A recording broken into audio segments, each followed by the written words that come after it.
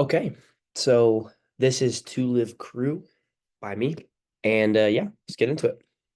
A little bit about the group. The To Live Crew is made up of Luther Campbell, although otherwise known as Uncle Luke or Luke Skywalker, David Hobbs, aka Mr. Mix, Chris Wong, Fresh Kid Ice, and Yuri Vilot, Amazing V.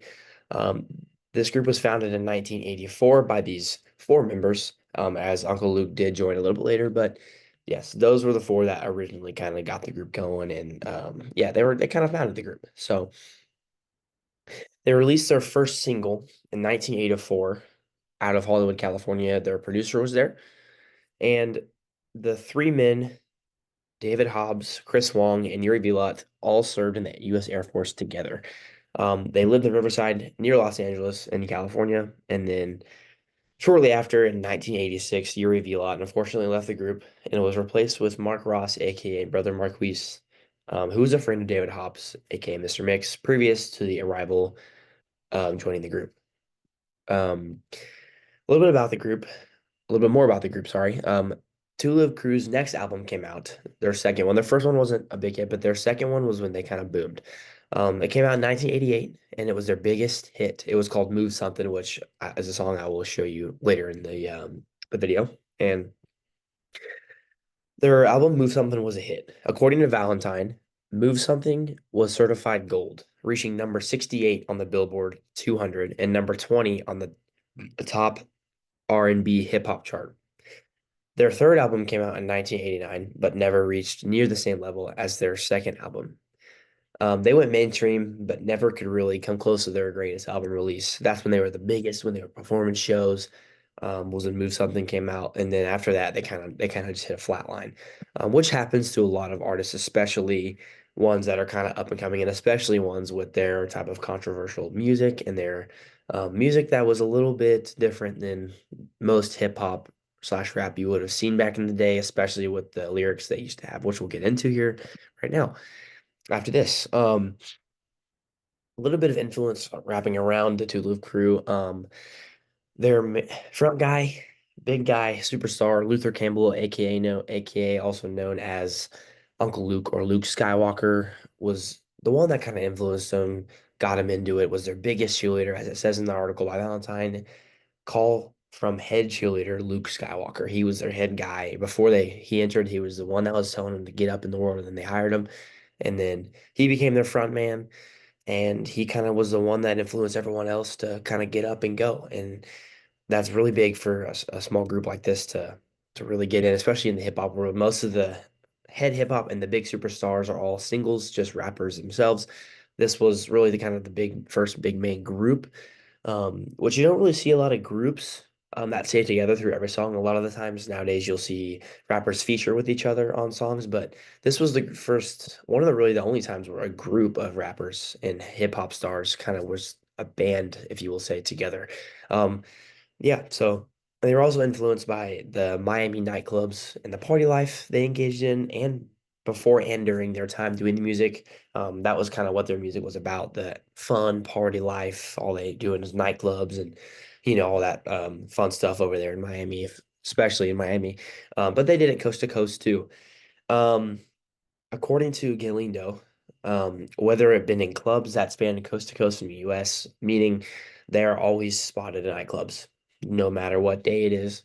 They were always spotted somewhere, whether it was California, New York, Florida. I mean, they were from California, but they went to Miami, and Miami was where they spent most of their time, but they're hitting nightclubs everywhere in between. They just wanted to speak their minds. How much they were driven by the night fun, um, the nightlife fun and how much fun they were experiencing. They just kind of wanted to share that with everyone else, because a lot of people didn't get to do what they did, and especially with their success, they were able to have a lot of money to fund all these trips and just kind of go have fun. And kind of it was kind of like a vlog almost, like they're going doing this, except they're not really vlogging. Obviously, they're just kind of in the nightclub and they're having fun. And the next day they'll write about it and they'll rap about it, and it honestly is really cool how they used to do that. But yeah, a little bit about their music. They had a very different kind of stretching the boundaries type of music. Definitely caused controversies. They had some weird themes regarding sexual and explicit lyrics resembling partying, which did grab people's attention, but also caused a lot of controversy, um, which was unfortunate because they were just trying to speak their minds, and that was big for them, big for the hip hop genre in a whole back then. It was just about grabbing people's attention, which this did for sure.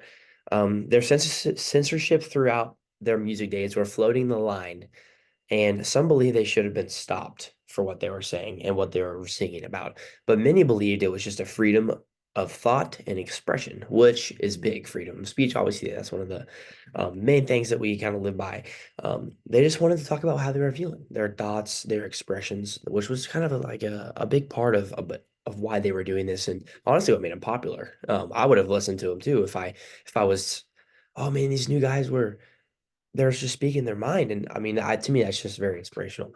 Um, they created a boundary for artists that looked up to them. They kind of showed that you don't really need a boundary. You can kind of just sing about what you think, what you're thinking, voice what you think, and they can speak their minds no matter what. According to oldschoolhiphop.com, their music combined with catchy beats, humorous lyrics, and unmasked sexuality. Again, their themes were really just that kind of fun party life, kind of rebellious type stuff. Yeah. So they left a lot of impressions and impact. According to oldschoolhiphop.com, the Two Live crew are credited with pioneering the genre of Miami bass and influencing subsequent generations of artists who embraced a more explicit and confrontational approach to rap music. Um, they challenged social norms and extended the boundaries of what the society may classify or what is used to being as acceptable, which really kind of opened the eyes of young artists to go out and try their own music and kind of paved a path for a lot of these younger guys, showing that you don't need to be this generic rapper that just goes and does their thing. I mean, you can do whatever you want and whatever you feel comfortable with, and that was kind of what they were kind of trying to do. That's why they should be credited with a major amount of the evolution of hip hop we have today, because they can really open the boundaries of hip hop and rap and just in itself. Um, but thanks to groups like this, there are many types of hip hop we have today. They left a legacy. According to old school hip-hop.com, To Live Crew's legacy as cultural provocateurs has earned them a place in hip hop history as icons of rebellion and defiance. Back to that word rebellion. They kind of just they didn't care about the rules. They just wanted to do what they wanted to do, which is huge. That is great. Um, They've been a huge part of hip hop's evolution, inspiring artists around the world. Their music causing people to appreciate how bold and creative they may be when rapping about nightclubs and this sexuality thing. I know that's kind of an inappropriate thing to talk about, but it really was their biggest theme. I mean, that's a lot of their songs. I know it's not really like kid friendly, but it's just about what they think and what they're expressing in their minds, and yeah, so they are a standout testament to challenging social norms and in hip hop, which can provoke a new style of rap and influence in many people. I got a couple clips here. So here's the first one. Break it, I break it, the line. So extra hit all the bad news about the wacky whack and season the one like you because I've done everything that you have tried and I've been accepted when you've been denied. I'm the MAR, the QQ I had to run down a rhyme at your request. I'm the New York born, who sharp as the thorn. I came. I mean, to me, that's some good inspirational stuff there. So here's the next one. This one is it's their most famous song for sure. Keep your brother. I know that you with it, so don't start fronting. I don't want to be your man. I want to move it.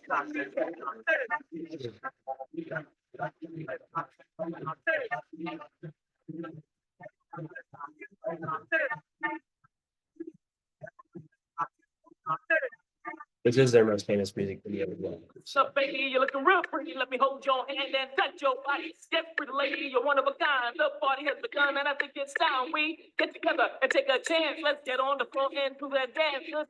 So yeah, that's their most famous song. There. So yeah. So these are my citations, and yeah, that's the Two Live Crew.